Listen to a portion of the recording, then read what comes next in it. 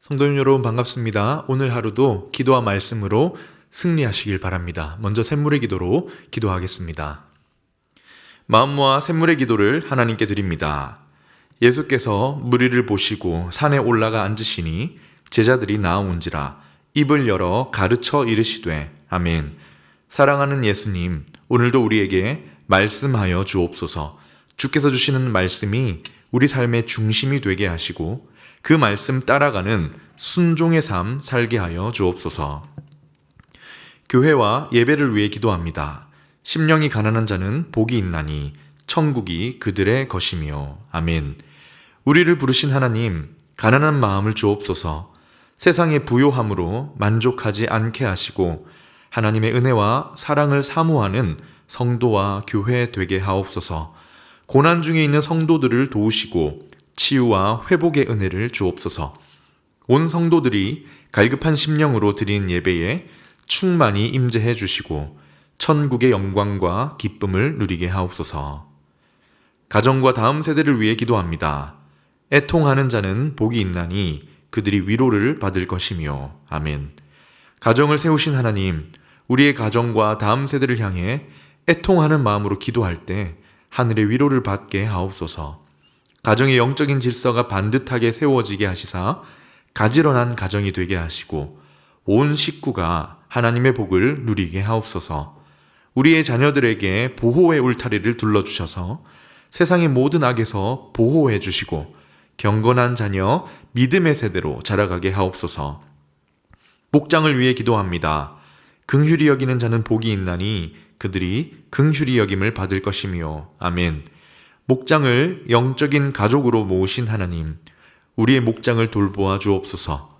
서로를 긍휼히 여기며 사랑의 섬김을 이어가게 하시고 서로를 위해 기도할 때 하나님의 긍휼을 얻게 하옵소서. 부름받아 섬기는 목자들에게 새 힘을 더해 주시며 하나님의 역사를 경험하여 섬김의 기쁨이 넘치게 하옵소서. 나라와 선교를 위해 기도합니다. 화평하게 하는 자는 복이 있나니 그들이 하나님의 아들이라 일컬음을 받을 것이며 아멘. 나라를 세우시고 주관하시는 하나님, 우리나라에 평화가 임하게 하옵소서. 이념에 따라 분리되지 않고 서로 화평하게 하는 나라가 되게 하시고 하나님의 기쁘신 뜻이 국가 지도자들을 통해 이루어지게 하옵소서. 열방을 하나님과 화평케 하려는 선교사님들의 수고를 기억하시고 그 복음의 사역을 통해 주님의 빛이 온 세상에 비치게 하옵소서. 오늘도 모든 샘물 성도들의 형편을 돌보아 주시고 동행해 주옵소서. 예수님 이름으로 기도하옵나이다. 아멘. 오늘 우리에게 주시는 하나님 말씀은 사도행전 27장 27절에서 44절까지 말씀입니다. 열 나흘째 되는 날 밤에 우리가 아드리아 바다에서 이리저리 쫓겨가다가 자정쯤 되어 사공들이 어느 육지에 가까워지는 줄을 짐작하고 물을 재어보니 20길이 되고 조금 가다가 다시 재니 15길이라. 암초에 걸릴까 하여 고물로 닷넷을 내리고 날이 새기를 고대하니라. 사공들이 도망하고자 하여 이물에서 닻을 내리는 채 하고 거룻배를 바다에 내려놓거늘 바울이 백부장과 군인들에게 이르되 이 사람들이 배에 있지 아니하면 너희가 구원을 얻지 못하리라 하니 이에 군인들이 거룻줄을 끊어 떼어버리니라. 날이 새어가매 바울이 여러 사람에게 음식 먹기를 권하여 이르되 너희가 기다리고 기다리며 먹지 못하고 줄인 지가 오늘까지 10나흘인즉 음식 먹기를 권하노니 이것이 너희의 구원을 위하는 것이요 너희 중 머리카락 하나도 잃을 자가 없으리라 하고 떡을 가져다가 모든 사람 앞에서 하나님께 축사하고 떼어 먹기를 시작하매 그들도 다 안심하고 받아 먹으니 배에 있는 우리의 수는 전부 276명이더라. 배부르게 먹고 밀을 바다에 버려 배를 가볍게 하였더니 날이 새며 어느 땅인지 알지 못하나 경사진 해안으로 된 항만이 눈에 띄거늘 배를 거기에 들여다 댈 수 있는가 의논한 후 닻을 끊어 바다에 버리는 동시에 키를 풀어 늦추고 돛을 달고 바람에 맞추어 해안을 향하여 들어가다가 두 물이 합하여 흐르는 곳을 만나 배를 걸매 이물은 부딪혀 움직일 수 없이 붙고 고물은 큰 물결에 깨어져 가니 군인들은 죄수가 헤엄쳐서 도망할까 하여 그들을 죽이는 것이 좋다 하였으나 백부장이 바울을 구원하려 하여 그들의 뜻을 막고 헤엄칠 줄 아는 사람들을 명하여 물에 뛰어내려 먼저 육지에 나가게 하고 그 남은 사람들은 널조각 혹은 배 물건에 의지하여 나가게 하니 마침내 사람들이 다 상륙하여 구조되니라. 아멘. 오늘은 말씀을 신뢰하는 사람이라는 제목으로 하나님 말씀을 나누도록 하겠습니다. 오늘의 본문은 엄청난 위기의 연속입니다.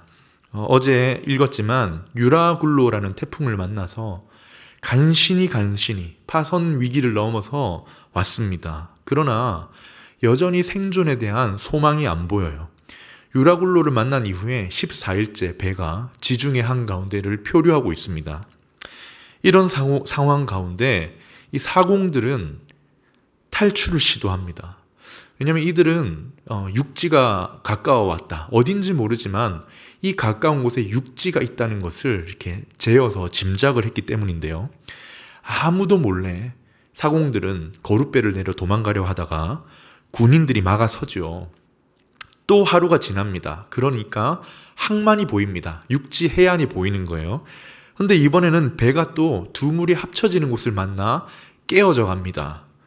그 급박한 상황에 배에 탄 죄수들이 바다에 뛰어내리려고 하자 군인들은 또 도망치지 못하게 죽이려고 합니다.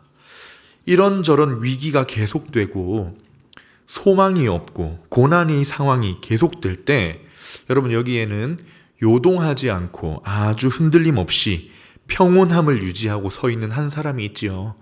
누구입니까? 바울입니다. 바울은 그 어떤 상황에 두려움 없이 아주 평온하게 그 자리를 지킵니다. 어떻게 그럴 수 있었을까요? 그가 하나님 말씀을 신뢰했기 때문이죠. 어떤 말씀입니까? 어제 본문에 나왔는데 하나님께서 바울에게 너가 가이사 앞에 서야 하리라. 가이사 앞에 설 것이라고 하셨기 때문입니다. 바울아 두려워하지 마라. 내가 가이사 앞에 서야 하겠다 하셨던 그 말씀 때문에 자신은 죽지 않고 이 배에 탄 자들과 함께 안전하게 갈 것이라는 확신이 생겼던 것입니다. 말씀을 신뢰했던 바울이 25절에 뭐라고 했었습니까? 여러분이요 안심하라. 왜 안심할 수 있습니까? 나는 내게 말씀하신 그대로 되리라고 하나님을 믿노라. 여기에 말씀을 신뢰하는 사람이 있습니다. 그러면 조금 더 구체적으로 바울을 통해서 말씀을 신뢰하는 사람은 어떻게 신뢰하는 것인가? 하나님 말씀을 신뢰하는 것은 어떤 것일까? 본문을 통해서 교훈을 나누도록 하겠습니다. 첫 번째입니다. 말씀을 신뢰할 때 경험보다 말씀을 신뢰하라입니다. 내가 가진 경험과 내가 가지고 축적한 지식보다 하나님이 주신 말씀을 더욱 신뢰하라. 우리가 살면서 경험한 것 그리고 그렇게 쌓인 여러 가지 지식 참 소중하지요. 그러나 그보다 더욱 신뢰해야 할 것이 무엇입니까? 하나님의 말씀입니다. 오늘 본문 30절에 보면 경험을 신뢰하는 사람들이 나옵니다. 누구입니까? 사공이죠. 사공들이 도망하고자 하여 이물에서 닻을 내리는 채 하고 거룻배를 바다에 내려놓거늘 표류한 지 14일이 되었습니다. 살 길이 막막하고 이러다 굶어 죽겠다 싶은데 사공들이 육지가 가깝다는 것을 직감을 했습니다. 경험에서 나온 지혜이지요. 그러나 사공들의 경험과 지혜보다 이렇게 하면 살 수 있을 거라는 그 판단보다 더 신뢰해야 할 것이 무엇입니까? 하나님 말씀입니다. 어떤 말씀입니까? 바울과 그 배에 탄 자들이 모두 안전할 것이다. 모두 로마까지 간다는 겁니다. 말씀을 신뢰했던 바울은 이때 어떻게 했습니까? 백부장과 군인들에게 사공들을 잡으라고 합니다. 그래서 군인들은 거룻배를 타고 가지 못하도록 끊어버리고 사공들을 그대로 붙잡아 두지요.